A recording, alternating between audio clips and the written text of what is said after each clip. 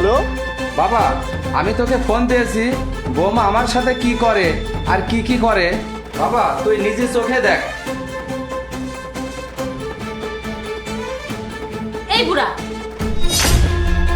কি হয়েছে? তুই আমার রুমে কেন? কি হয়েছে বেবি, এত চিল্লাচ্ছ কেন? এই দেখো, এই বুড়া এখানে এসেছে।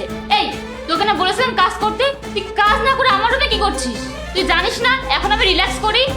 মাগো, আমার সব কাজ শেষ, আমার খুব খিদা পেয়েছে, আমাকে কিছু খেতে দাও। এই বুড়া, এত খাই খাই করিস কেন? তোকে যে কাজগুলো দিয়েছিলাম সেগুলো করেছিস? শুধু বসে বসে আমার স্বামীর টাকা নষ্ট করছিস। বাসনপত্র, থালা বাসন এগুলো ধুতে বলেছিলাম, সেগুলো করেছিস? হ্যাঁ বৌমা, আমি সব কাজ করেছি, আর সকাল থেকে কিছু খাইনি, আমার খুব খিদা লেগেছে, আমাকে কিছু খেতে দাও বৌমা। এই যা, দেখ রান্নাঘরে পান্তা ভাত রাখা আছে, ওইগুলো গান্ডে পিন্ডে গেল। আর হ্যাঁ, খাওয়ার আগে আমাদের জন্য চা নিয়ে আয়। ঠিক আছে বৌমা।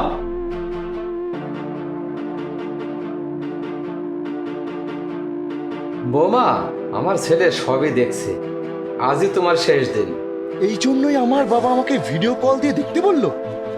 আমার বাবাকে অপু এত কষ্ট দিচ্ছে। বেবি, তোমার ওই বুড়ো শ্বশুরের জন্য আমার এই বাড়িতে আসতে ইচ্ছা করে না। ওকে বাড়ি থেকে বের করে দিতে পারো না? আরে ওই বুড়াটা আছে তো ভালোই হয়েছে, আমার তো কোনো কাজ করা লাগছে না, বাসায় কাজের মানুষ রাখা লাগছে না। তা না হলে তো বাসায় কাজের মানুষ রাখলে সে তো আমাদের দেখে সন্দেহ করবে। আর ওই বুড়া তো বাসি পান্তা খেয়ে আমার খাবারও বাঁচিয়ে দেয়, ওই বুড়া কোনো সমস্যা না। আচ্ছা, তাহলে আমার ঘরে বয়ফ্রেন্ড আনা হয়েছে, আর কোনো সমস্যা না? দেখছি কোনো সমস্যা কিনা। এই শোনো, আজ আমার স্বামী নাইট শিফট আছে, ও কালকে বাসায় আসবে, তুমি কিন্তু আজ রাতে আমার কাছে থাকবে। বৌমা, এই ছেলেটা কে? প্রতিদিন আমাদের বাসায় কেন আসে? আর তাকে নিয়ে তুমি রুমে কি করো?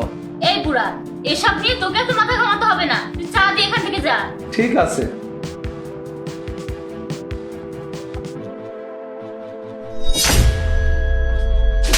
বুড়িটা হারামজাদা, তোর চোখ নাই? তুই আমার হাতের উপর চা ফেললি? এই বুড়া, তুই তো কোনো কাজে ঠিক মতো করতে পারিস না, এই গরম চা তোর হাতে পড়লে কেমন লাগে তুই দেখ। কেমন লাগছে এখন? হ্যাঁ, খুব ভালো লাগছে।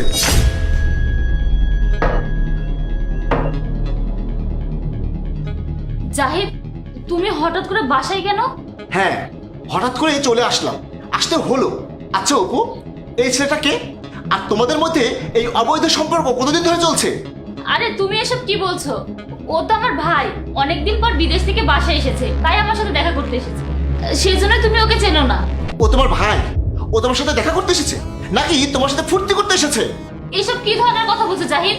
অপু, আমার ভাবতেও খুব কষ্ট হচ্ছে যে তুমি আমার বাসায় আমার বেডরুমে বয়ফ্রেন্ডকে সাথে করে নিয়ে এসে ফুর্তি করছো।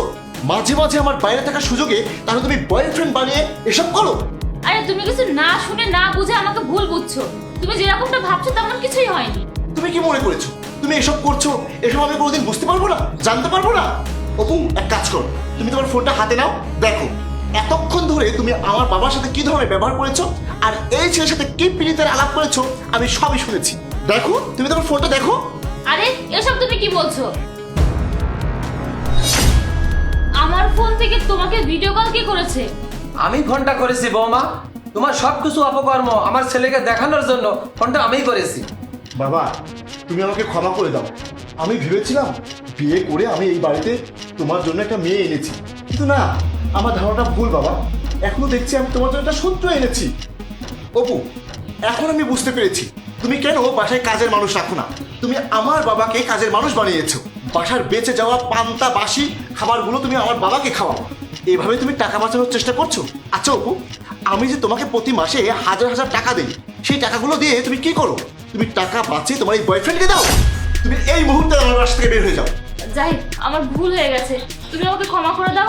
আমি আর এই ছেলের সাথে কখনো যোগাযোগ করবো না, এখন থেকে সুন্দর মতো সংসার করবো। প্লিজ আমাকে আর একটা সুযোগ দাও। তুমি যে ভুলটা করেছো না, এই ভুলের কখনো ক্ষমা হয় না। তোমাকে যদি আমি ক্ষমা করি তাহলে সেটা আমার অন্যায় হবে।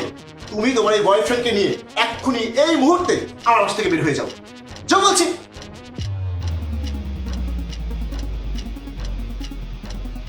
বাবা, তোমাকে আর কেউ কষ্ট দেবে না।